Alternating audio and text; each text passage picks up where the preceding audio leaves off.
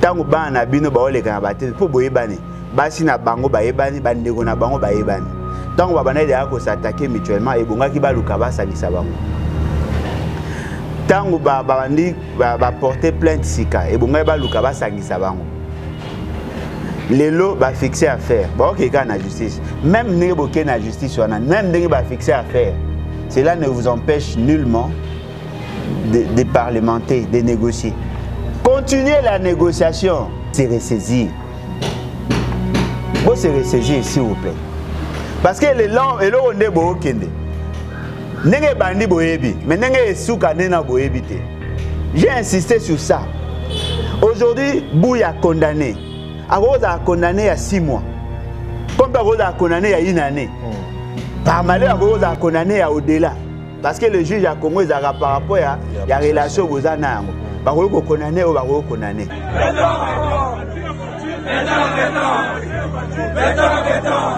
Oui, papa Lengo. Il y a un maman. Papa, Sony. Dimension ya yeba kité zaï que Ngobila c'est un gouverneur atypique. Au monde a mais parlementaire debout. On a eu un parlementaire debout. On a un parlementaire debout. On a militante. Alors dites-moi, comment peut-on être représenté par de faibles d'esprit? Comment voulez-vous que tous soient capables de traiter sur le grand dossier? Moi j'ai aimé, na CPI. N'engue papa abiki oyate. Donc ceux qui abiki goza bien. Mata abiki. Abosa na programme ya koya Congo parce que le Congo a besoin d'argent. Le temps où papa za koya et couper sa impression comme s'il n'y a pas eu goza rétro commission. Au moins il est roi de Belge. Il n'a plus de crédit.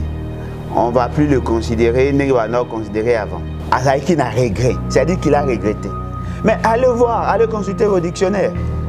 La différence qu'il y a entre regret et kosenga pardon, qu'on s'excuser, qu'on demander pardon, il y a une grande nuance. C'est-à-dire qu'il n'a pas demandé pardon. Très bien. Il n'a fait que regretter. Katabiso maboko, boma biso, saïsabiso misala na pasi. Neko saïsabiso misala li futa malunga ezala kité. Bitumba tozoli indépendance ezali combat automene ezali te apesi biso cadeau. Il y a le but qu'il a regretté, c'est-à-dire qu'il a rejoint Lumumba. Mais Lumumba a été tué. Lumumba a été tué par la Belgique. Toutes les richesses qui a mboka na biso, bazongi c'est la biso ya route. Ça aussi c'est un problème. Bayiba bikeko na biso, bayiba makambo ebele et na kati ya bikeko na babiloko bazo ipana bango puna. Il y a des têtes de nos chefs coutumiers qui sont là-bas. Okay. Allez voir le comportement de M. Félix Tshisekedi et le comportement de sa femme, que je respecte. Maman Denise a ça la politique, mais à se comporter devant le public, on peut apprécier. Maman Denise, dans le comportement naïe, à se comporter le quoi aide-soignante devant sa reine. Babi sa modestie, babi amiga ko. Ah, les golanga kolana. To yambi bino malamu tout ça. Maman Denise a se comporté en aide-soignante devant sa reine. Moi je maman ceux qui la reine a yé ko visiter ba hôpitaux. Moi ne ba yambaka ye, ne ba yambaki.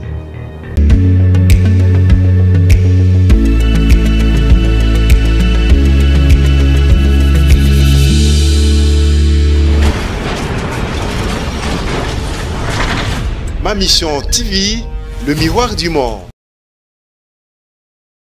Ma mission au cœur des actualités, réfléchissons pour notre pays.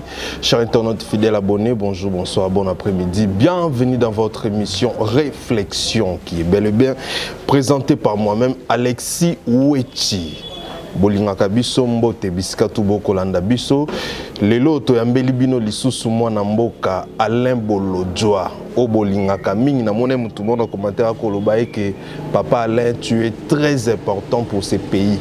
Papa Alain mona kiango na mona ke belé na mona ki na ba tumsu ba silikaki Na mona qui n'a pas de monsieur à se faire qui na moi be ba monsieur à qui perplexe. En tout cas, merci beaucoup pour l'opportunité. Na pesi mbote na ba Holanda.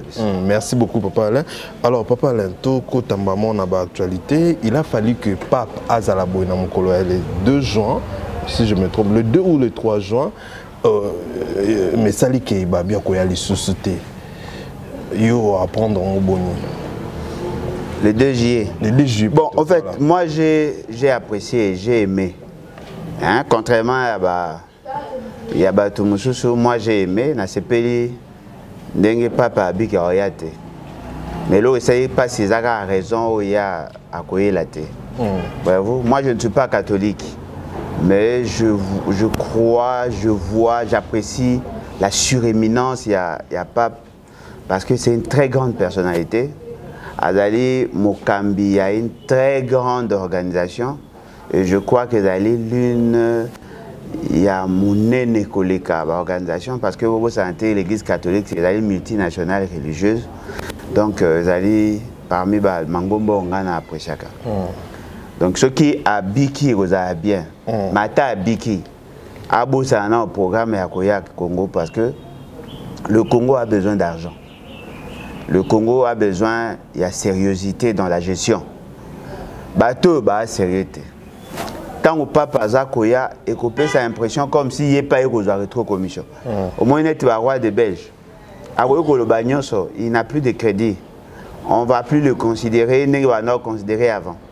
C'est-à-dire qu'il n'y a pas à côté de Moulongo, il y a bateau, parce que c'est ça les caractéristiques qu'il y a bateau à pouvoir.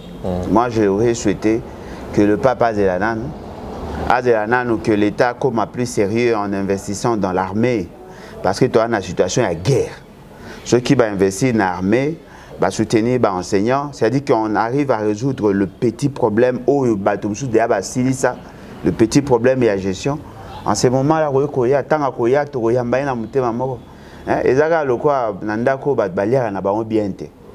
mais bazumbongo ya kolambela biloko ya une semaine ndenge baliaka bien te balambela mutu mukolo po bango basala nzala ya 4 ya 5 jours. Ce n'est pas sérieux.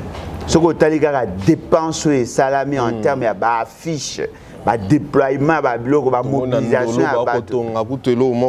À la place sincèrement, moi personnellement, je n'ai pas aimé.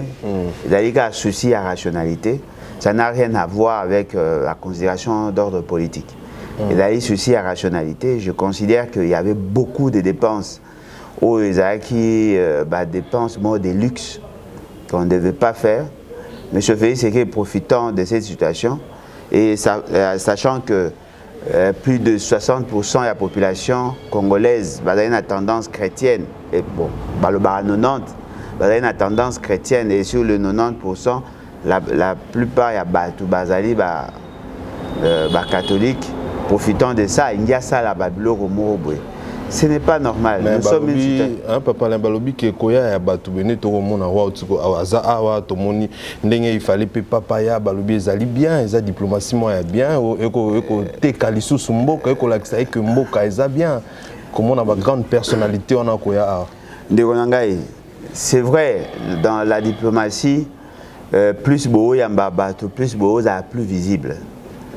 Mais la question que nous devons tous nous poser, bateau nyoso de ato yambi, cette visibilité nous a apporté quoi? Parce que au monde na vie, surtout na bateau bazan na moi culture et gestion, ba poser d'abord la question à Liboso, quelles sont nos priorités? Priorité na biso ezali ya koyamba bateau, toute priorité na biso ezali d'abord de nous organiser en interne et de faire en sorte que notre pays ait une bonne image. Parce que notre image ne dépendra pas seulement de la présence et à bateau, mais ça dépendra aussi de la manière dont tu dois gérer Mboka. Pourquoi tu as gagné sympathie à bateau, tu as une bonne image de nous, justement pour attirer les gens vers nous. Il y a ce qu'on appelle l'indice et la fréquentabilité. Lorsque le roi de Belge a yé, voilà, Namboka na bango, roi de Belge a Kendaki, Zalaki bien. Mais la deuxième question, Ngai Nako Kende. Je ne suis pas roi de Belge. Qu'est-ce qui va m'attirer? Est-ce qu'il y a une bonne justice? Est-ce qu'il y a une assurance en termes d'investissement? Est-ce qu'il y a l'électricité? Est-ce qu'il y a une bonne administration dans le sens il y a qu'à gérer ce que l'on peut faire en termes d'investissement et consort. Ces éléments-là ne sont pas réunis. Voyez-vous? Ce qui fait que bateau bazar ko apprécier la venue à bateau et d'aller justement parce que ça a une analyse superficielle. N'appelle sur l'exemple moko. Le roi de la Belgique est venu chez nous, le roi belge ou le roi de Belge est venu chez nous vers les années 60. Tant que tu as une question d'indépendance. Bazu Bassali cérémonie à le 30 juin.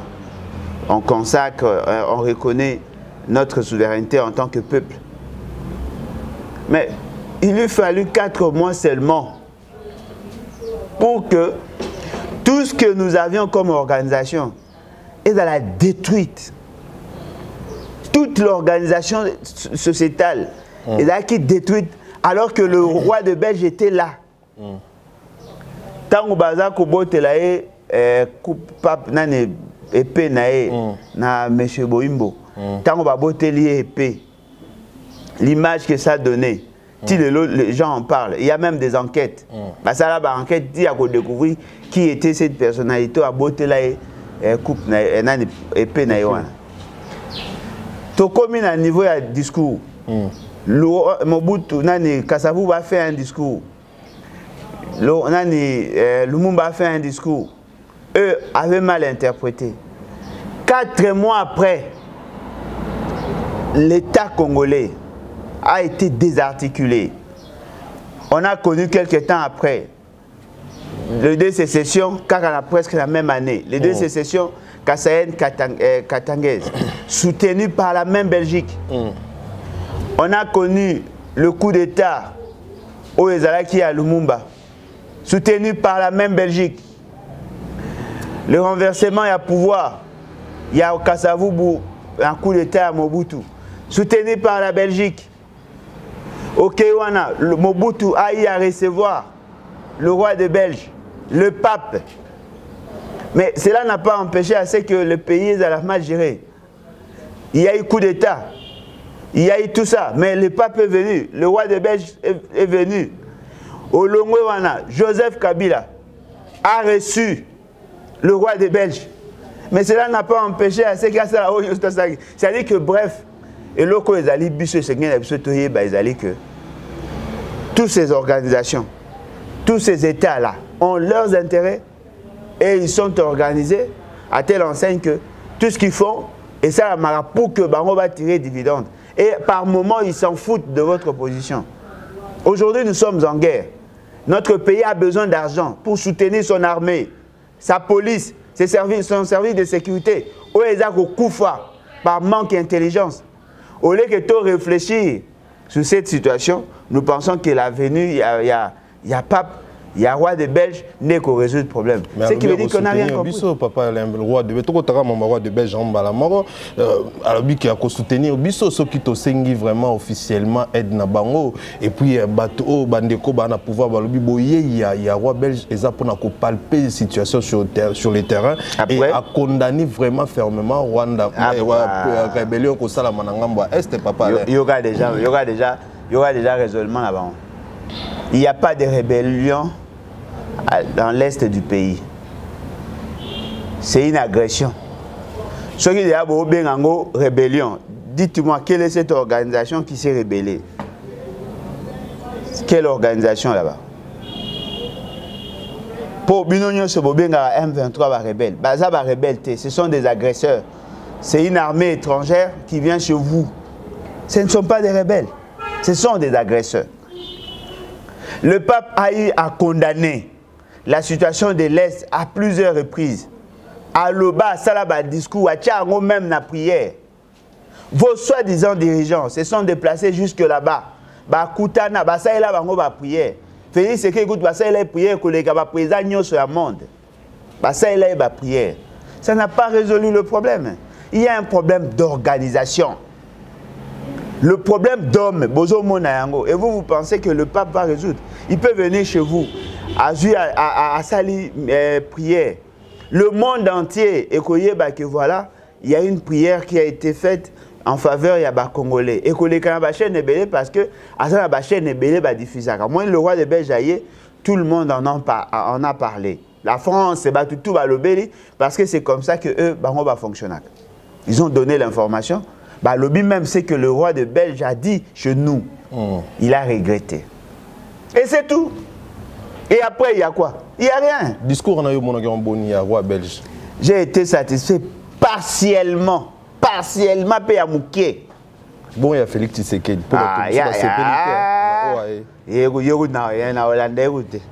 Partiellement.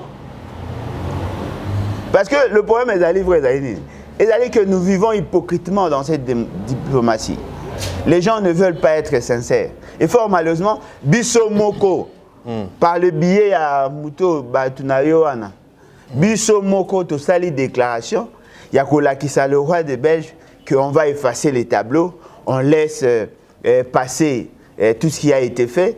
Et au finish, le roi de Belge lui-même a compris que votre discours n'était pas bien cousu. Il y a Moka Kisibino qui a manifesté regret. Mais il regrette quoi au juste?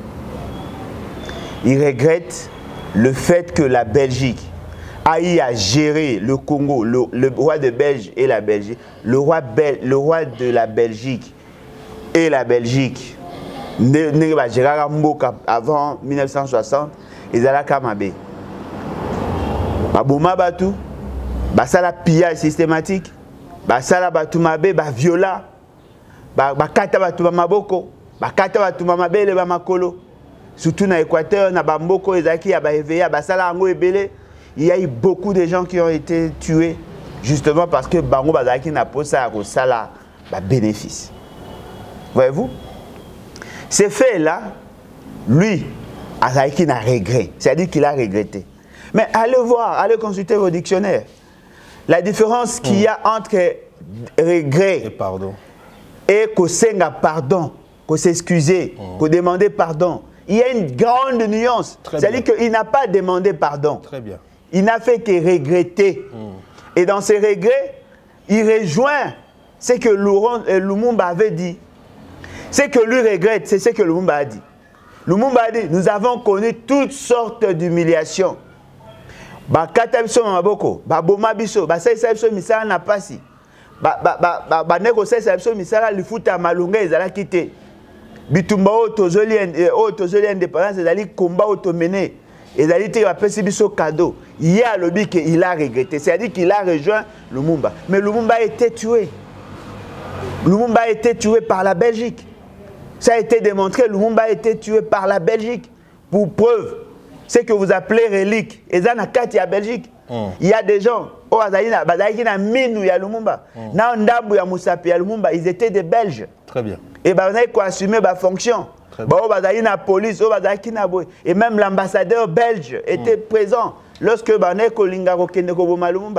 bref, le roi de Belge a reconnu qu'effectivement la gestion n'a pas de période de colonisation. Mais là où vous avez ça l'erreur, la présence belge, il faut que ça l'analyse de manière séquentielle. Vous allez pratiquement dans 4 phases. 4 phases. Vous allez regrouper peut-être en 2. Phase à Liboso, avant et pendant colonisation. Phase à Mibale, pendant et tout au long, il y a indépendance Nabiso. Ceux qui ont kaboli en côté, beaucoup s'embrouiller. Oui, et dans la plupart des colonies, c'est ce qui a été fait. Surtout que la Belgique a eu 2 temps. Temps léopoldien, temps il y a Belge. En 1885 jusqu'à 1908, c'était le roi de Belge ou le roi de la Belgique, né à Zala, le roi de Belge, qui était le gestionnaire parce que le Congo lui appartenait. À Salah Testament, le 2 août 1889, après sa mort, a cédé en Belgique. Phase Ouana, c'est phase il y a crioté. C'est là où on a beaucoup tué. Ça a massacre belé parce que le roi de Belge n'ayant pas le moyen, à recourir à bailleurs de fonds. Les investisseurs au Bayaki, qui c'était des bandits. Ils ont pris des prisonniers, des gens qui étaient peu recommandables. Bomona, histoire est belée. Oh, batala, bomona. Il fallait nécessairement senga pardon. Voilà, c'est grave. Il faut reconnaître d'abord et puis pardon. Et aussi, ils doivent réparer. Mais lorsque nous sommes devenus colonie belge, là aussi il y a eu des problèmes. Il y a eu un pillage systématique. La gécamine, parce que c'était un abus pour extraire des matières précieuses. Qui n'a pas compte à niveau à Libanda. Tout l'argent qui était amassé dans notre pays. Et même en Belgique. Toloja bambongo na biso Kitambo na biso Congo belge zarakuna. Na pese exemple, la société Sabena avait des actionnaires. Il y a un professeur, il y a Liège, à Sala, à Coma livre, à la quête, il y a colonie. Ces livres-là, clairement, que la Belgique et les autres États, les autres pays, les autres bailleurs de fonds avaient créé Sabena. Et parmi les actionnaires, il y avait la Congo belge. Il y avait la Belgique et il y avait le Congo belge qui était actionnaire dans Sabena. Alors, tant que si gestion en Mboka tozu indépendance, toutes les richesses qui en Mboka na biso, bazongi c'est la biso ya mote. Ça aussi c'est un problème.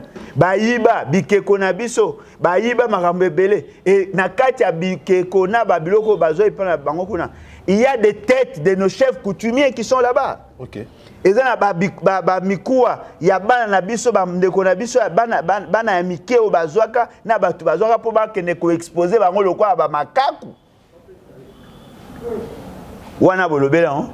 Bolobelité. Félix habito bosana. Ah tika batu kuna. Biso tolo ba makambo ya sérieux. Tant tolo ba mamba sérieux, ba aventure wana ekolekate. Olongwe wana, nous sommes devenus indépendants. Le 30 juin 1960. Nous sommes devenus État indépendant. C'est-à-dire que le cordon ombilical qui nous liait à la Belgique était supposé être coupé. Nous étions devenus un pays souverain. Mais la Belgique ne nous a pas laissé faire. Lumumba a fait son discours. Qui lèse majesté. C'est-à-dire que Moutema ya roi et tout ça maki. Parce que Lumumba n'a fait que rappeler ce qui a été fait et aujourd'hui soutenu par descendant Naye Lelo. Lumumba a fait sa déclaration, formaté coup d'État. Bazui Lumumba, Bazui Paul Maurice, Bazui Okito Oboyebak, Bazui Muzungu, Bazui Banzuzi, Bazui Banyangara, Bazui Papa Nyoswana, au total, Bazaki au nombre de 10. Bango pour la plupart, assumé de fonctions d'État. Muzungu était chargé à renseignement, tout le monde le quoi année. Aujourd'hui, Moussou Bazaki gouverneur côté à Otouélé. Aujourd'hui, Moussou Bazaki ministre de la jeunesse et sport. Aujourd'hui, il y a sport. Aujourd'hui, il y a jeunesse. Aujourd'hui, Moussou Bazaki. C'est-à-dire qu'il y avait des gens qui assumaient de fonctions. Tous les cadres, il y a MNC, ont été massacrés. Wana, nous sommes déjà souverains. Il y a Liboso qui a la gestion de Bango. Mais Wana, c'était nous étions souverains. Un pays tiers, ami soit-il, Baye pas Nabino, Bazui premier ministre Nabino. C'est lui qui incarnait la vision de la nation. Parce que le père de la nation, c'est Lumumba. Bazui Lumumba. Babomiye, Bakatiye ou Bakataki. Nabwe Nzotonaye, Bapandi Ango. Et les gens ne savent pas. Tout ce que nous vivons aujourd'hui, c'est le fait d'avoir raté 1960-1961. Okay. C'est-à-dire que toutes les conséquences, tout ce que nous voyons là, il y a des dégâts collatéraux, il y a des effets. Il y a des articulations de l'État à partir de ce qui s'est passé en 1961. Le 17 janvier 1961, Paul Maurice Okito Lumumba Bakufi. Le 15 février 1961, les autres cadres, il y a gouvernement, il y a membres, il y a MNC, Babomi Bango, Bakabola Bango en deux. Bao Bake Katanga, Bao Bake Bakwanga. Bakwanga, c'est-à-dire les Kassai, sécession kassaïenne avec Molopwe Kalonge. Kuna Ezaki Moïse Tchombe. Bakaboli, le gouvernement congolais a vu avion avec la complicité sur ordre ya ba belge. Le quoi bakoye ko Malumba na Kinshasa te, ba zuye batindi na Katanga. Na deux batunaye bakena bango na Katanga. Moïse Tombe ba pesi mission à sala yango. Ba zui ba Christophe Muzungu, ba Nzuzi, ba Nyangara, ba nyoso wana tu wana. Ba zui bango, ba tindi bango, ba kende kuboma bango na Kasai. Ils ont été tués. Bon na Kasai nande azwaki Non, Molopwe Kalonge. Molopwe Kalonge, c'est lui qui était le chef de la sécession. Okay. Et puis Babaneko exterminé tous les lumumbistes. Ce qui a fait que le fait que Blongola qui est un élu, parce que Lumumba a été élu, Azaki Moutou, Azaki na majorité parlementaire grâce à l'Alliance Nabango. Le corps Baboma qui est militant à Lumumba, Bato Bazaki ba lumumbiste de sang et de souche, se sont rebellés. C'est en ce moment-là que nous reconnaître que la rébellion va moulele, va gagner, va tenir surtout au monde qui va rébellion parce que nous avons revendiqué un droit. Tout le monde qui n'a cadre à légitimation et à pouvoir, tout le monde qui a un pouvoir imposé par la Belgique. La Belgique a piégé notre indépendance. Ce qui a fait que Mobutu est venu. Tout ce que nous avons connu, et à cause de Nabango. 1960-1965, l'échec à cause de Nabango, Mobutu était une invention de la Belgique. On a connu tout ce que nous avons connu là, avec le coup d'État, la révolution en 1965 et Mimi Bissoti en 1987. Tango va gérer pendant 1997, Tango va gérer Mboka pendant ce temps-là. Laurent Désiré Kabila, qui était lumumbiste, qui faisait partie de la jeunesse Yaba lumumbiste, avec Ozaminduki pour combattre Mobutu. Il est venu au pouvoir de la manière Oboye Biwana. C'est-à-dire que notre pays a été piégé à cause de la cupidité de la Belgique. Okay. Alors dites-moi, comment un simple discours, Pezangatina, Yamutu Moroboye, Afaniga aussi, ça, toute cette histoire. Pensez-vous que vous allez changer l'histoire? N'a pas comportement, le comportement ou l'attitude de M. Félix Sekedi. M. Félix Sekedi vous a dit un jour que la Belgique était sa seconde nation. La Belgique. C'est-à-dire qu'il reconnaît au roi, c'est-à-dire qu'il se considère comme sujet du roi. Parce que quand on dit seconde nation, c'est-à-dire que Ozako se reconnaître dans l'organisation et la Belgique. Ozako mona que la Belgique, le roi de Belge, Azali roi na yo. Alors, M. Félix Sekedi est un roi de Belge. Alors, Yamba en tant que qui? Alors, Yamba était en tant que homologue, parce que bon, bah, chef d'État. Différence, c'est d'aller au Kuna, monarque ou à président. Mais par rapport à statut, il y a chef d'État. Il y a chef de l'État. Allez voir le comportement de M. Félix Sekedi et le comportement de sa femme, que je respecte. Maman Denise a ça la politique, mais à se comporter devant le public, on peut apprécier. Maman Denise, dans le comportement naïe, à se comporter le quoi aide-soignante devant sa reine. Babi sa modestie, babi ami tout ça. Maman Denise a se comporté en aide-soignante devant sa reine. Moi, ceux qui la reine a eu qu'au visiter les hôpitaux. Moi, je suis Nakobanga. Moutaya a croisé ma colo, a gumbami. Tout ça est à manière au bango bazarana ngokuna. Mais dans notre république à nous, nous ne pouvons pas être représentés par des sujets belges.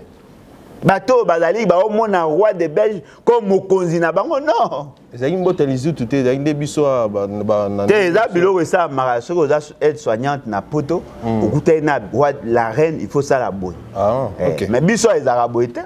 Dites-moi la première fois bon on a reine ailleurs. Bah ça là déjà. Est-ce que Mbala Liboso mon a roi hier en arène? Mobutu l'a fait? Kabila pa yamba ke kutu. Bon yamba maman Olive aguma mabwe. Oh, nazo bisabino que état d'esprit na bango, baza débat ba konzi na bango. Eux se considèrent comme le sujet du roi. C'est-à-dire que M. Félix Tshisekedi ne peut pas nous représenter. Nous sommes en conflit d'intérêts avec la Belgique. Nous cherchons une histoire qui a été tronquée et la rétablir et qu'on rétablisse les responsabilités, la vérité. Et voilà, vous prenez quelqu'un qui est assujetti à la culture belge à représenter Bino. Vous savez l'autre, ce qui est encore très grave, votre fameux gouverneur. Oh Ngobila.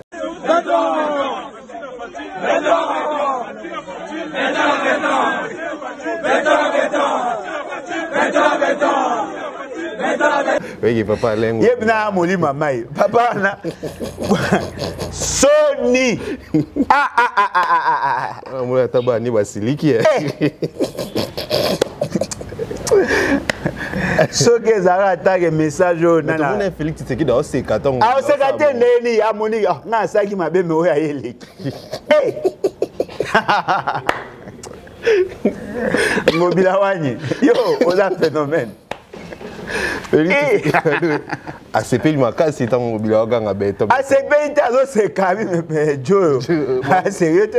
Elle on est à ça. Eh, mais oui qui roi Zaki stupéfait en tout cas. Mais abi est-ce que vous savez que de 1885 jusqu'à 1960 pratiquement, nous étions gérés par le Belge.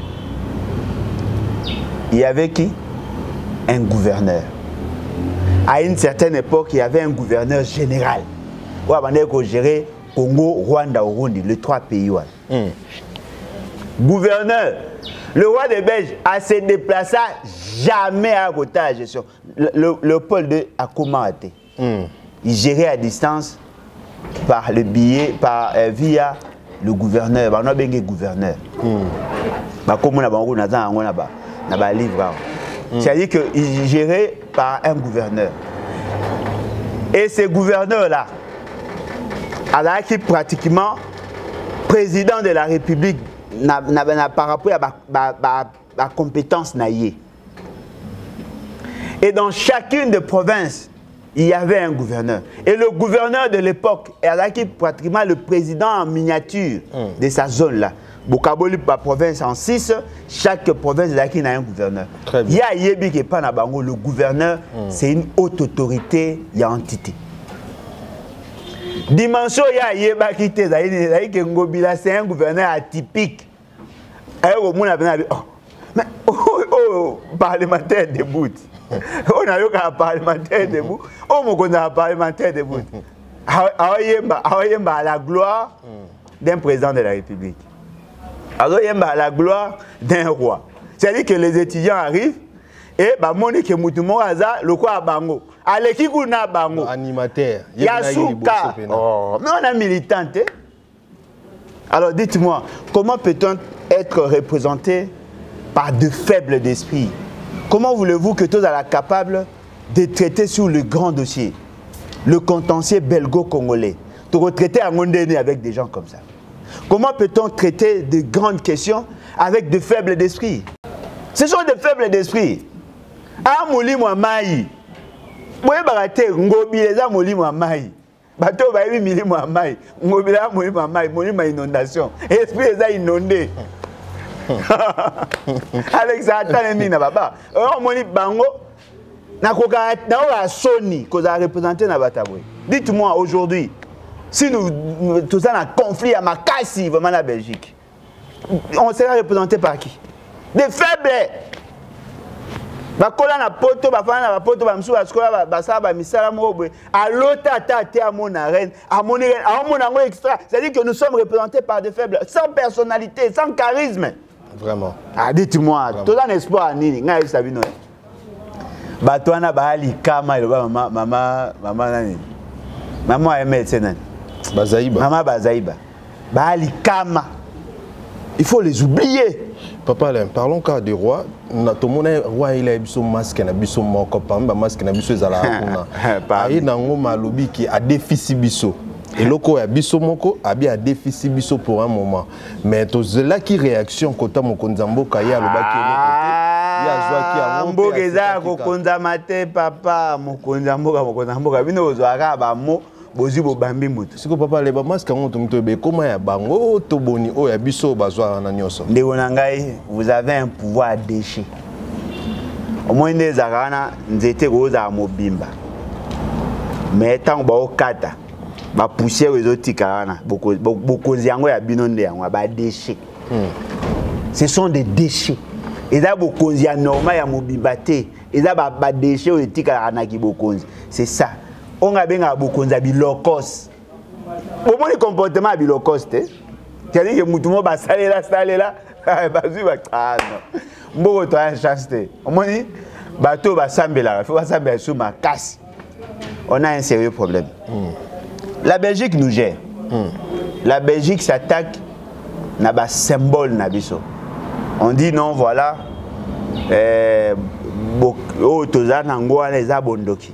Ils ont utilisé l'église. Nos divinités, notre spiritualité, et Zabondoki. Parce que nous avons nos divinités qui sont symbolisées par Babiloko wana nyoso babikeko babikeko wana batombe babiloko to zaki babiloko biso to na ko croire nango bakoko na biso na ko croire bien que moi je nazo croire nango te mais bana ko croire nango et bana ko dégager une certaine énergie pour stabiliser notre société. Alors bango sko baye parce qu'ils ont trouvé du génie dans ça baye ba récupérer ango pour la plupart par la force. Les autres ba kokoy ko somba et pas inconscient, mais pour la plupart par la force. Je me souviens, quand mon papa n'a vu ça à Koufagi, tout à l'heure, il y a minene, il y a des guerriers comme ça, dans le magasin. C'est-à-dire qu'au moment où je suis dans le magasin, il y a un artiste moko, un sculpteur moko, a sali keko. C'est-à-dire lui prenait ça comme objet d'art, pour symboliser un kita à Équateur quoi. Ça on a bois noir, ça on a bois rouge et ben qu'on varier selon type bois et selon nani muto les scripteurs on a ça là. Qu'est-ce qui s'est fait tant que papa Koufi? Je me suis rendu compte que bikeko nyoso anekenda ekenda ndeni mutu mora ya ah ekeko na sepela nango yo bia ah bikeko zangati yo yebi valeur ekeko te ya ju angwa le côté akei nango au PC naïvement. Il y a eu des cas comme ça que mutu mora yebi valeur ekeko te ba on ba ju ba récupérer ba bikeko mais pour la plupart ba yiba biso bikeko na biso ba ju ngo ba tiango na musée d'après ba données parce que bandeko ba sungi biso to yeba importance à bikeko na to yeba nombre ya bikeko na eza bandeko na biso ya diaspora. Ce n'est pas le gouvernement. C'est la diaspora qui a mené cette démarche-là. Et bon, mon akutu même de comment akutu to mona aza ko interpeller bango otia bango pression, ba inga kutu ba kanga na musée na bango wana. En tout cas, bravo ndeko na biso, ozaka plus éclairé que batebele ozaka na avance par rapport à babiso. Bravo. Bravo na bino nyonso bat bobunda pour na bikeko wana. Bikeko wana ezali estimé na plus de 85 000 pièces. Sans compter ma tête, ma crâne, ma chef coutumier. 85 000 pièces. Si vous avez pressé par les Congolais, le gouvernement a soutenu la démarche, va tomber d'accord, ok, comme c'est le cas, c'est que nous devons faire, et aller que tout restituer, Bikekwangu. Mais si vous avez une liste, na clé USB, la bikeko pour aller renégocier avec la Belgique pour voir l'éventualité à Rozong Sabino au bino boropona. Baïna ekeko moko ba exposé bokangi photo bozu bo filmer ici votre soi-disant représentant au ba soutenir kawana nani mais c'est so tondolo so ba Félix Tondolo. Il applaudit. Ah! Bon, toi, une chance. Trouvez-vous sérieux? Quelqu'un qui vient chez vous, qui vole vos biens, et après il vous invite pour négocier sur l'éventualité à cause que ça y est une partie à bien. À côté Aibi TV, Aibi Bakiti, Aibi Bassani, Aibi Abino, voilà. Naïba Kibo, Naïba Kibo, Naïba Kibo, Naïba Kibo. Voici la liste. On va voir sur le tour ça. Et votre représentant, Félix Ebonga, le quoi avocat. C'est lui notre représentant. D'après l'esprit à conscience, bien qu'il ne le fait pas. Et voilà, il négocie en position de faiblesse. Pourquoi? C'est un sujet belge. Moli Monaï est belge. Il n'est pas avec nous. Il faut voter des pères et des mères. Voilà un père qui laisse un enfant.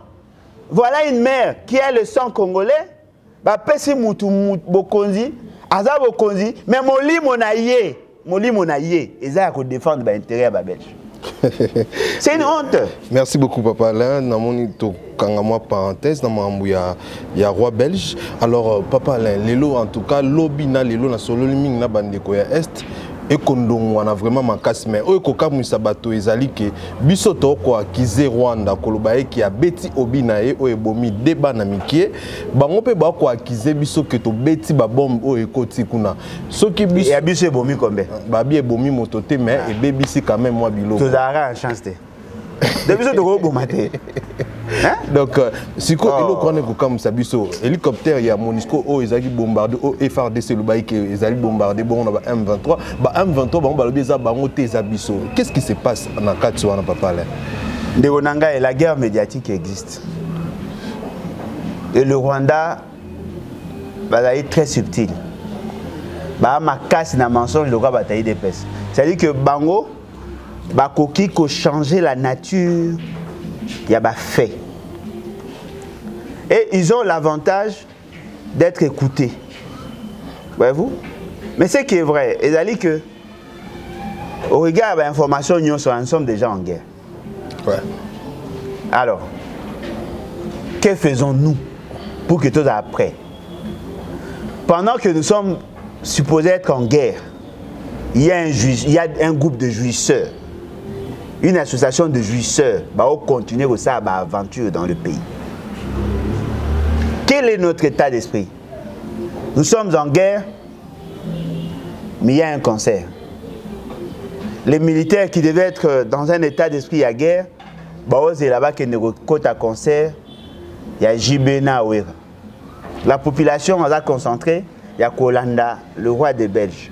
Mais alors qu'en réalité, nous devions conjuguer nos efforts pour renforcer notre présence militaire dans la partie est du pays. Tout le cas équipement, tout ça la nuit sera. Pour que va bombarder, il faut que le Conseil supérieur de la défense SCG, base à un plan opérationnel, base à une communication nabatouana, il faut que le commandant suprême appelle sa ordre. Ana Feti, à Obina.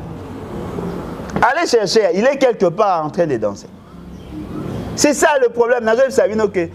On ne gagne pas la guerre avec des troupes, avec le commandement.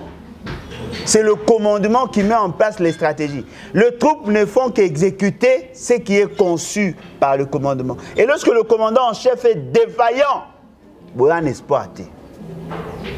Je l'avais dit. M. Félix est préoccupé à tout. Et qui vous dit que ce n'est pas une stratégie pour eux, pour faire perdurer les choses? Il faut que vous ayez un aspect, un angle. Ce n'est pas normal. Nous avons sali une émission pendant toute une semaine. Pour nous rappeler que ce que le Rwanda a fait, c'était déjà une déclaration de guerre. Nous devons taire nos divergences. Nous devons tout faire pour que tous aient le même état d'esprit. Et fort malheureusement, les gens ne voulons pas comprendre ce qu'on leur dit. Bah, ça va continuer comme si nous étions encore dans une situation assez normale. Non, nous sommes en guerre. La mobilisation, on ne la sent pas. On ne la sent pas. Le long des Akiboué, on a un camp militaire. Les soldats ont mis préparé, on a senti que les soldats ont mis préparé au Kende. Les avions, les soldats, les bateaux, les Kende. Et même les soldats au Kende. Moi, je n'ai pas senti. Non. Moi, je n'ai pas senti. Non, on ne les sent pas. Quand ils ont ndenge moko ba terrasse ezali, ba bar ezaka na ba kan ndenge ezalaka. Quand ndenge bazalaka ndenge bazalaka. On ne sent pas. Alors qu'il y a une forte concentration des militaires chez nous. En réalité, bon en ce moment précis, va renforcer appel pour recruter des jeunes, va côte en armée. Jusque là, je ne sens pas. Je ne sens pas non plus. Entrer, il y a des équipements, ils ont quelque part, je ne sens pas. Parce que les Arabes, ceux qui ont équipement, surtout dans les Matadi, ils ont fait des pentomons. Au moins, il camion et armée, ils ont les cas. Ils ont les cas, ils ont bâche, ils ont conteneur. Et les gars, depuis Félix Sekedi la Kota, on a suivi ça comme c'est en 2016. Si le lot n'a moni camion les gars. Car oui, bazara na oyaka. Minduko ba ça là ka bazara na oyaka. Oh ba on ba kuta. C'est ça le problème. C'est-à-dire que nenge tozali boye, tozana bateau ba jouisseur. Bateau ba faible d'esprit, bateau bazali incapable de faire face au Rwanda. Eux-mêmes tremblotent devant le Rwanda. C'est ça notre problème. Hein? C'est ça notre problème. Nous sommes une grande nation et fort malheureusement, nous sommes mal représentés. Nagolo bango tozani. Toi le roi muta munene akemba munene, mana cerveau à mukebwe. Il se comporte en un enfant, un bébé. N'espérez rien. Bon, on a muscle, mais cerveau est arbre, mouké. On est dans le sabino tozako kende mabe. Les gens ne savent pas qu'il y a la différence entre la nation et la personne de Félix Sekedi, entre la patrie et leur parti politique. En réalité, M. Félix Sekedi, s'il était vraiment ce qu'il devait être, ce qu'il devait faire, c'est d'abord conscientiser la population, faire un message fort. Dire à la population la situation que tu as traversée, que la population a s'impliquer, à bras le corps la question. S'il faut impliquer la population dans cette bataille-là, il faut l'impliquer parce que la population a une force et qu'il faut compléter la force de l'armée. Laurent Désiré Kabila l'a expérimenté. Mais M. Félix Sekedi, c'est un jouisseur. Il se soucie d'ailleurs quand il y a une photo, il y a une regretté de ne pas payer. Ils vont pas ya, nala qui ça va congolais, diplomatie agissante. Na kanga photo nala qui ça pape et qui ça monsieur, on ne peut pas concentrer toutes les politiques que sur vos fantasmes. Est-ce que va normal? Toutes les politiques sont Tshisekedi-centrées. Non, ce cas sur Tshisekedi. Non. Parlez autre chose. Au lobby que babeti bien une information à tête. Babeti bon babomi ban. Obi. Et bomi ban mi balé. Ban abisot. Babomi. Aucune déclaration jusque là. Non. Pour ceux qui ont le bâté, n'a pas eu parce qu'il n'a pas d'information. Rien à communiquer FRDC. Babomi. Quelle est la réaction du gouvernement? Aucune réaction. Au moment où nous parlons, la coopération et l'exploitation de l'or, ils ont cassé. L'ambassade, il y a Rwanda, ils ont cassé. L'ambassade na Rwanda, ils ont cassé. Entre-temps, tout le monde FRDC, celle sous dénoncé sous les Natango, bimisi même ba image qui ba soda rwandais sur le sol congolais, na drone, ba image à drone. Et là, ici, et lobby les sous que le Rwanda a déployé 500 militaires à changer bango teni et comme vert noir. Papa Alain, comment qu'il m'a bé tout le monde a dit comme provocation dans Rwanda. Et la provocation, le Rwanda est sincère. Baza prêt à reçu la guerre. Officiellement, déjà prêt banda kala. Officieusement, ça la déjà guerre banda kala. Eux sont sincères. Et là, vous m'avez dit hypocrisie.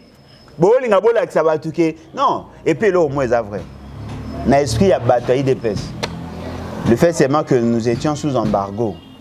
Le fait seulement que l'armée est allée infiltrer. Le fait seulement que notre économie ne serait pas capable de soutenir la guerre. Bango, à leur niveau, faire la guerre contre le Rwanda, c'est exposer M. Félix Sekedi.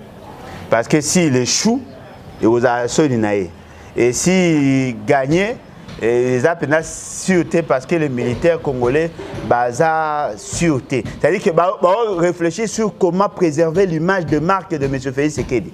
Si nous faisons la guerre, vous avez bien été. C'est-à-dire que toutes les réflexions, c'est par rapport à la personne de M. Félix Tshisekedi.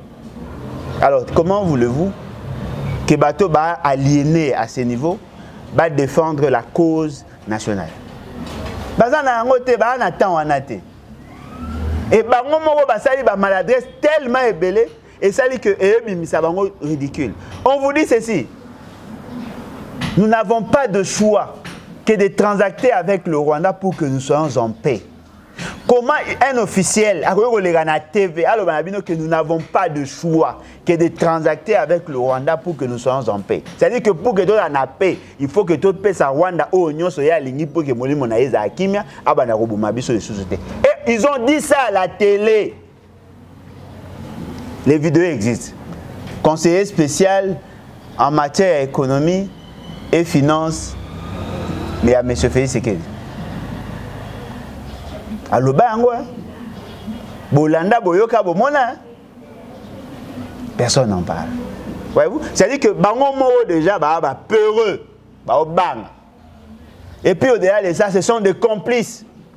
Ba complices. Pour M23 za membre na bango, M23 ekufaka. M23 zogine. Hein? Na Jordanie ba kutana bango mibale, ba solo là. 2 jours après, M23 est attaqué. Bon, vous avez so ba amike. Boye bango, tout ce que vous faites là, c'est ce qu'on appelle la haute trahison. Ma baisse si la justice et l'État s'occuper de binoté, le peuple va se prendre en charge. Ah, ça il a dit. Droit. Ma plein. Le peuple doit se prendre en charge. Alors, papa, là, en tout cas, pour moi, est-ce que préoccupé biso pena makasi?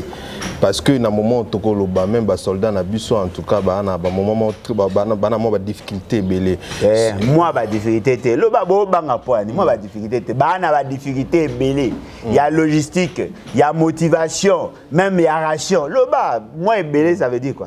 Ils allaient belé. Ce que l'on a inquiété, papa, jusque-là, Félix Tshisekedi, bien qu'il y ait une machine à router, mais positionné quoi, banaté. Asalipe conseil de asalipe réunion na des conseil de sécurité salamité eloko salamate au moins une minute au soldat na biso kuna ba ko manquer matériel ba ko zelamba ba renforcement ba renfort sous ngambo ya gouvernement. Je vous dis, prenez note. Ceux qui vont continuer quand na bango, le peuple va se prendre en charge. Parce que il y a des limites au franchissage. L'armée, dans les opérations, il y a état de siège. On va décaisser 36 millions de dollars. Mais posez la question. Organisation accueil, il y a pape. Accueil, il y a roi de Belge. Et c'est en termes de millions. Ouais, toi qui roi de Belge 10 millions. En termes de millions. C'est-à-dire que dans la hiérarchisation de besoins, la priorité pour nous aujourd'hui, c'est la sécurisation de notre population vivant dans la partie est du pays. Bolongoli 10 millions. Pour la Koyamba, Mouto a une photo à 6 abîmé à Zongake. 10 millions. Soda, Nakacha Front à Ozanga ration. Bilora Olia. Soda Ozanga, Bilora Olia.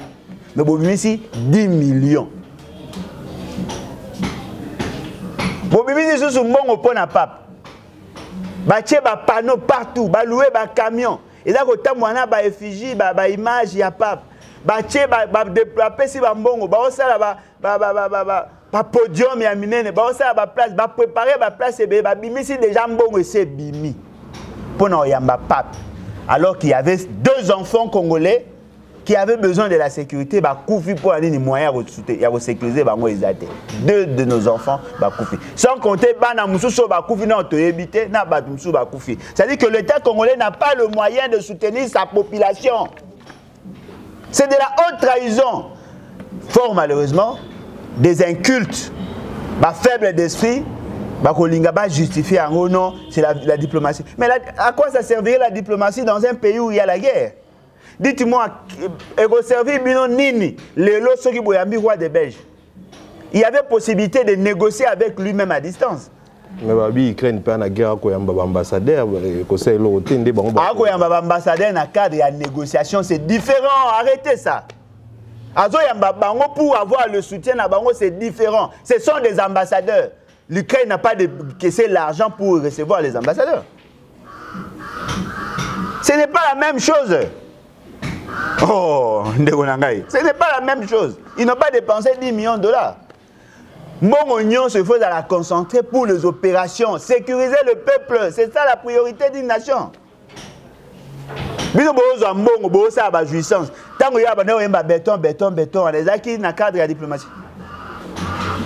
Ouais, vous avez paralysé. Est-ce que vous voyez que toute l'administration est acquis paralysée pour que Yamba roi de Belge? Toute l'administration. Les secrétaires généraux, les directeurs, les députés, les sénateurs, tous étaient là-bas. Alors que comment mettre en place la stratégie pour sécuriser le peuple. On n'a pas créé l'État pour voir le beau yeux du roi. Pensez-vous vraiment que si la Belgique était en guerre, le roi de Belge allait inviter Félix Tshisekedi pour l'accueillir? Même Félix Tshisekedi, pendant le temps de paix, na Belgique, d'ailleurs, on a mobilisé l'administration pour aller l'accueillir. Et ça a un groupe de gens, protocole, même était pas roi. Qui a vu Najuro Kabila Kenda Koyamba, le jour où le roi de Belge Ayaka, qui a vu Kabila à l'aéroport mobilisé Batubaki Oyamba, roi de Belge ce sont deux choix. Maman Oliva Télémia, Kabila Télémia, roi de Belge, allez, à quitter ces. Et le roi tout le monde ici. Non. On a connu toutes sortes d'humiliations, mais papa Félix Tshisekedi dans moi bino. Et puis il a sonité. J'étais hier quelque part, il y a quelqu'un à travers un parquet il y a Gombe, Abi na battre record, il y a ba plainte. Yo. C'est-à-dire que depuis ma bande, aussi on a plainte belé, on a battre record, on a plainte. Papa, na legi on a rien. Voyez-vous? Merci beaucoup.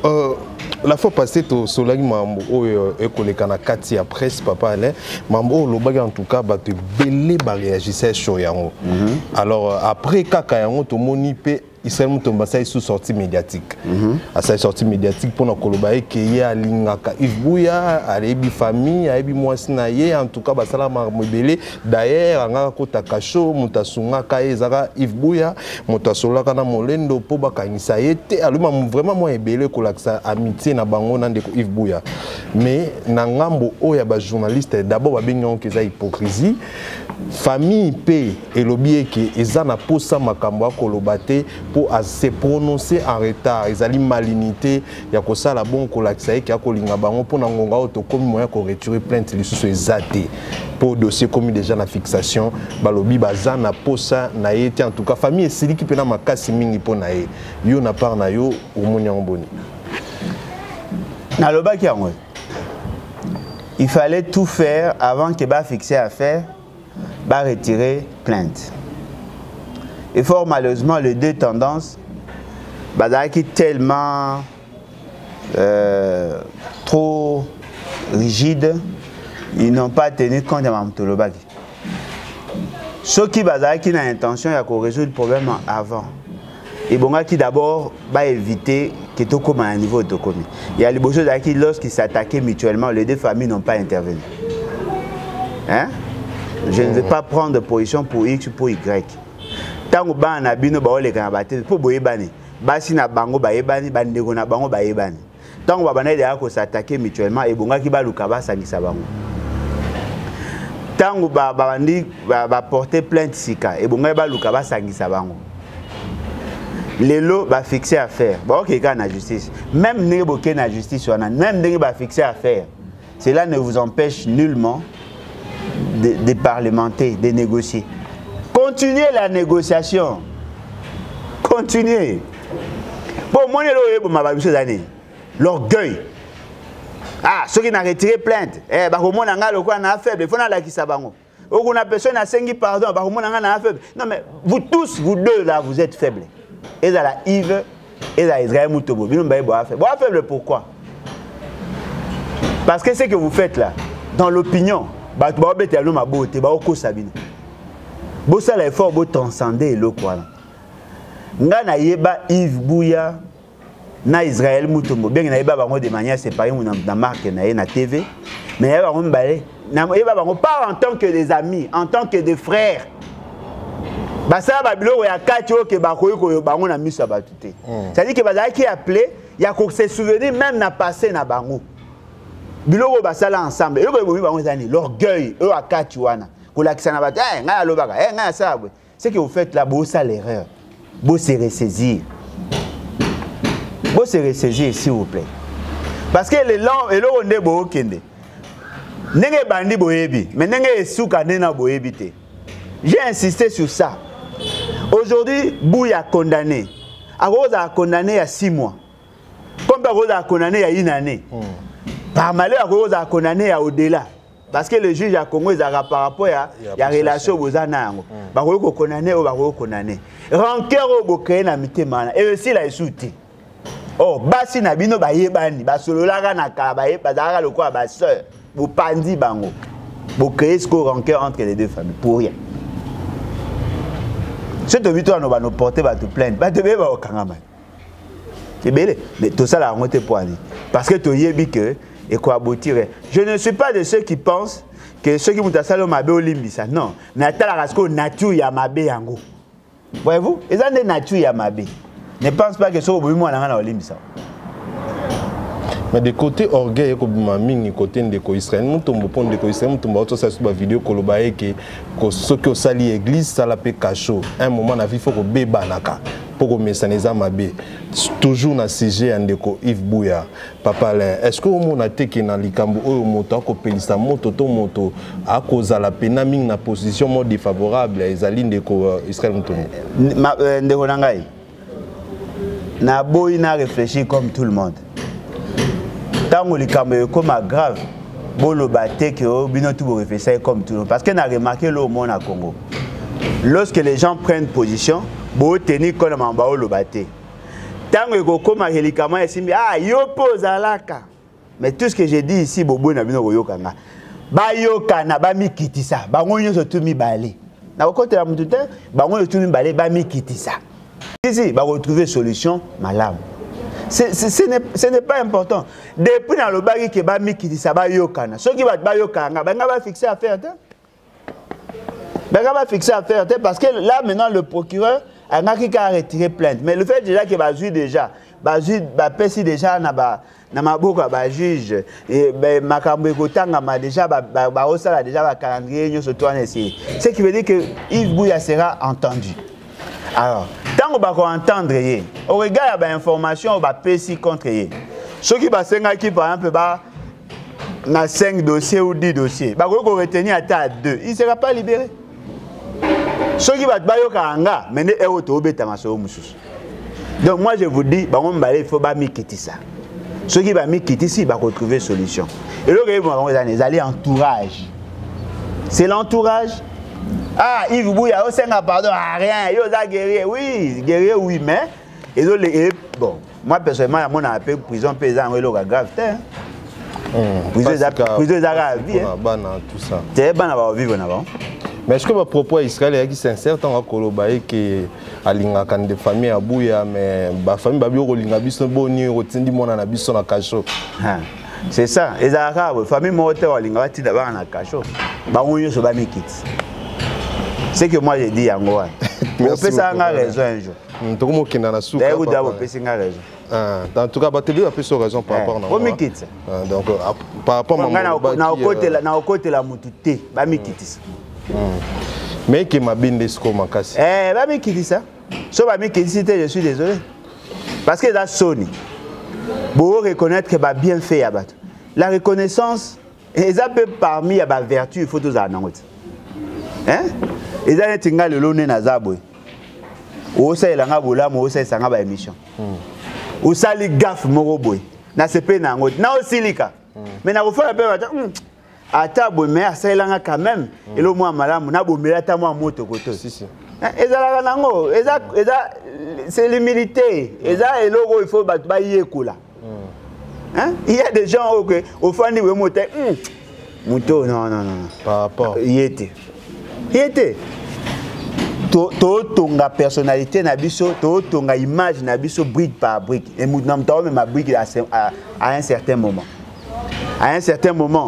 na bande ko lega na chaîne tel na doit quitter telle audience lelo na romo lega na ma mission audience est maté à tel degré na fani Nathalie na problème na maman bibi na vite ata ça inga mabe mais au moins na ko na siliki mais na siliki na ndako comme na ko lega na TV na beti lo mo pe na tiki na silipe mais so les amis que na la ki c'est balakisa muninga lote vie est compliqué bata mbutu bazaba très bien vie est compliqué hein vie est compliqué ah batu bazaka ko mikitsa na ko par exemple ni François Béa conseiller spécial en matière de sécurité. Il y a M. Félix Sekedi, conseiller spécial. François B a été en contact direct avec M. Félix Sekedi. C'est-à-dire qu'il y a un numéro de Banangote. Il y a même dans la chambre de il a pu abîmer François B. François B a été en contact avec tous les chefs des institutions. Premier ministre, président du Sénat, Assemblée nationale. François B a été en contact avec le procureur général. Il avait même le pouvoir d'influencer sur le jugement à Batoumoussous. François B aujourd'hui est arrêté. Il est en prison. François B. Hein? Vous imaginez pas ça? C'est-à-dire que Moutou a qui est proche à la condition sur les juges, le procureur, les ambassadeurs, le président de pays Moussoussou. Il est mort devant le juge à Osamba.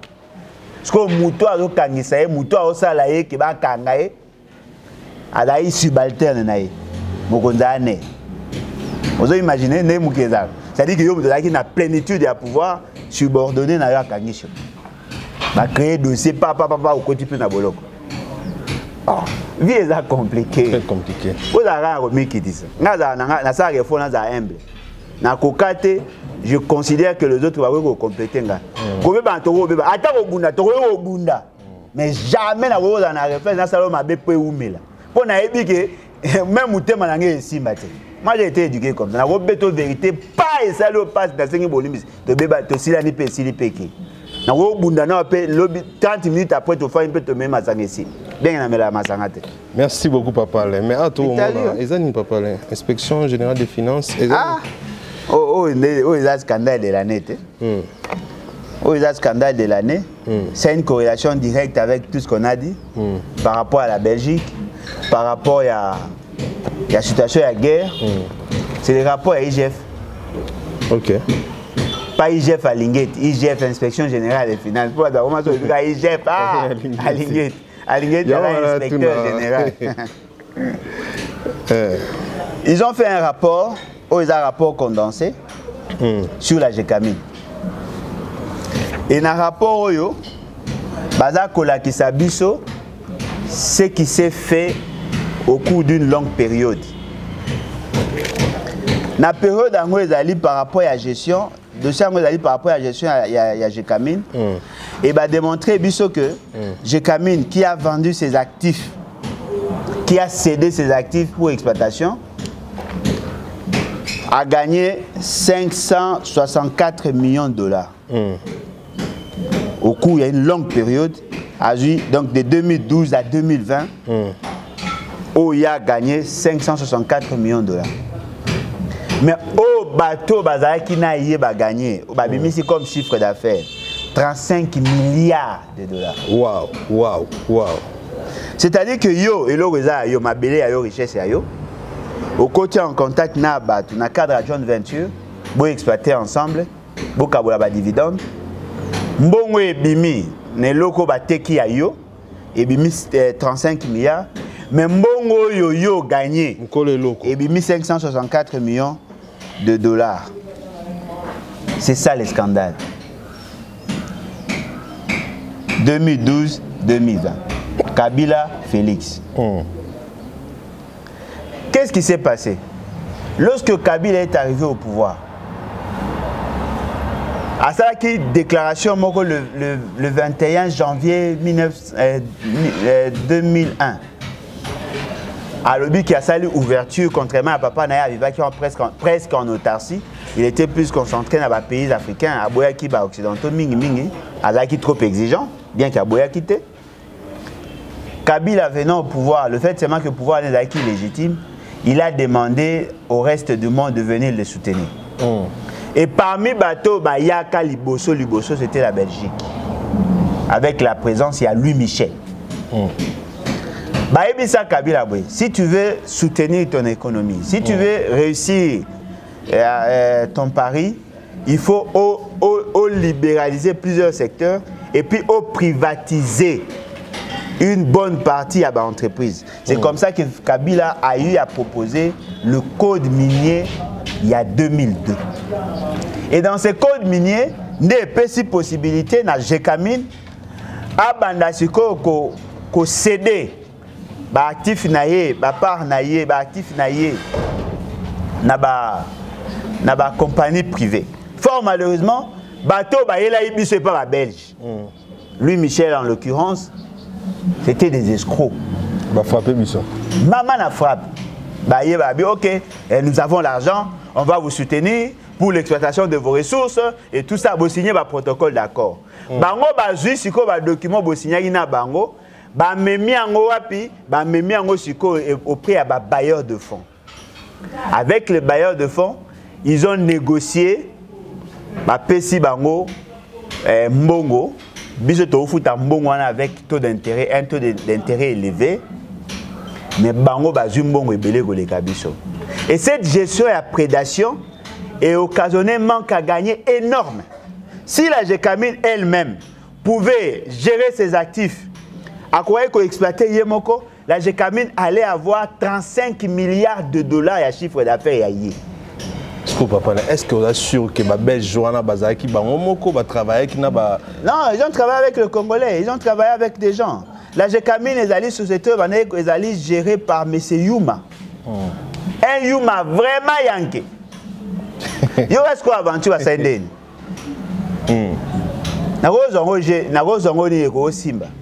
Voilà. Yo ozana sapato na yo oingo teka. Toujours simple pour que ba Congolo ba linga ba cop ba comprendre. Wan sapato no zo teka. Yo moko oyebi valeur na openzate. Petit no moko baza bien venga beta ba cop na changango. Ya ibi ke sapato na marché ya ko teka $100. Ma comprendre abi si na bina teka ngona $100 na so na teka ngona $100 et que a teka ngona devant vieux et simbate. Vieux yo pesa ngana ke o négocier. Aki a négocier na mutu moko boye, yepe a nga ke no teka. Aibi si vieux tani zana sapato et a demandé $100. Vieux azane prêt à causer n'importe quel montant. Ça la boye to que non est pas vieux. Yo pesa $30, nga pesa nga 20, 50 wana attend yo teka o récupérer na yo. C'est ça elo ba beti. Siko kolo loko, ba yebi c'est no valeur ya loko na yo ndenge eza boye, eza 1 million, 1 milliard. Mais yo goza 560 o etikali bato musu ba participer ki ba roza. Mais alors qu'en réalité muto azoloba azoyebisa l'état là c'est la Gécamine. OK. Azoyebisa l'état que loko na biso tozana ngo eza valeur autant, yo goza autant. Mais il y a que kuna biso non, vraie valeur nango eza autant, bo pesa nga boye, o boko ça na l'état pour négocier déjà dans l'état. C'est ça la Gécamine. Et là, très bien. C'est-à-dire que la Gécamine, connaissant la vraie valeur, il y a ressources nabiso, va brader en haut, moyennant le décote. C'est-à-dire que va yokanina va konzinabino ya mboka, que voilà, trouver la bino 1 milliard de dollars pour un cadre d'exploitation et l'eau quoi, écoute 1 milliard de dollars, mais il y a qui a habité, valeur nango ezali 20 milliards. Bino pesa nga autant ngana zo pona ke neko convaincre l'état andima 1 milliard. OK. Le net tozabwe, il y a un manque à gagner. Est-ce que le ça n'a pas ces années? Mais c'est Yuma ça la déclaration. Il y a situation ils en a quatre rapport. OK. À loba ngo devant Alain Foucault. Bolanda ngo bino chose j'espère.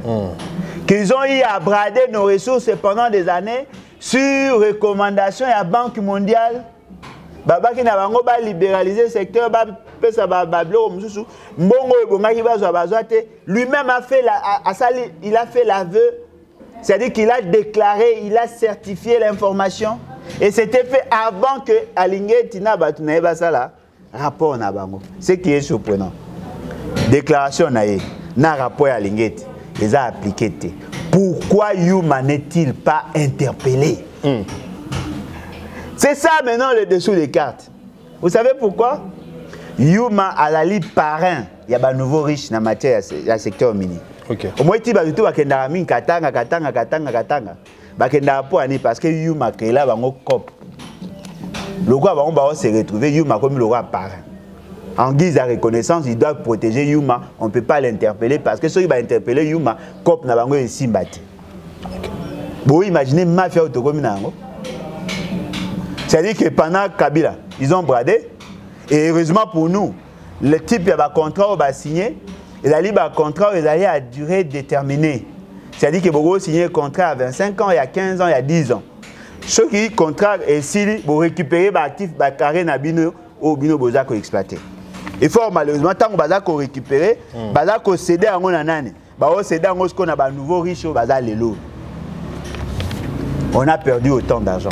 Alors que l'État a besoin d'argent pour soutenir sa guerre. Et là, comme ça, c'est très grave, vous interpellez. C'est-à-dire que pendant que les autres se font de l'argent, bateau va travailler, c'est-à-dire le sociétaire, bateau va travailler pour le compte à Jekamine, Tolo, Balelo, au Baza va retraiter, va foutre mate. Enveloppe, vous avez pratiquement dans les 90 millions de dollars. Mais la fois passée, tu aurais un dit, va foutre mite. Va foutre mite. Et comment on a rapport? Bah oui, non, Félix, tu sais que tu as aérien dans Bango. Il y a pas de Jekamine. Mais un rapport va bien à foutre mite. Voyez-vous? C'est ça le caractère criminel et la gestion. C'est-à-dire que Mbongo, il y a tout le monde. Il y a Moukili Mobimba, il y a Mboga Mobimba. Il y a un groupe de gens qui se perdent. Na calculé, mais c'est Yuma, ça la fête, mi balé. Na ba journaux ba le belaliko, ça a 6 millions de dollars à fête. Vous avez imaginé 6 millions de dollars à fête. Fête moko. Ba dépense à 6 millions de dollars. Et voilà, aujourd'hui le rapport est bimi. Depuis le mois de mai. Donc il faut qu'il va interpeller Yuma alors. Oh, il faut pas kangaï, il va interpeller ceux qui ont kangaï, ba kangaï. Ba kangaï te ba obanga. Mutana mbongo ako corrompre na juge, na président, na ba ministre, na famille, na nyoso, il peut corrompre. Bon pas président de la République, président ba juge. Donc c'est que rapport ils ont l'importance, c'est ce qu'ils ont bon. Non, rapport ils ont la information. Pour te comprendre que l'état de droit au Bolobaka existe. Il y a des gens qui sont exemptés. Voyez-vous? Lui, on peut l'arrêter facilement parce qu'il connaît son juge naturel. Parce qu'il a tellement d'argent. Très bien. Mais il y a hein? Mais vous imaginez 35 milliards de dollars à chiffre d'affaires. Wow. L'État congolais Colombo a eu 564 millions de dollars. Même pas 10%. Même pas 5%. Même pas 5%. Hein? Merci beaucoup Papa Alain. Tu as vraiment la émission Nabiso. Un grand merci na balandignon sur ma mission bozaki belé à Kolanda Biso. Ceux qui bossent payé na image à l'élo, bopesa. Merci na Voldi na sima caméra. Ceux qui colopé à permettre Biso tout mon ani lisou sumbala sima. Au revoir.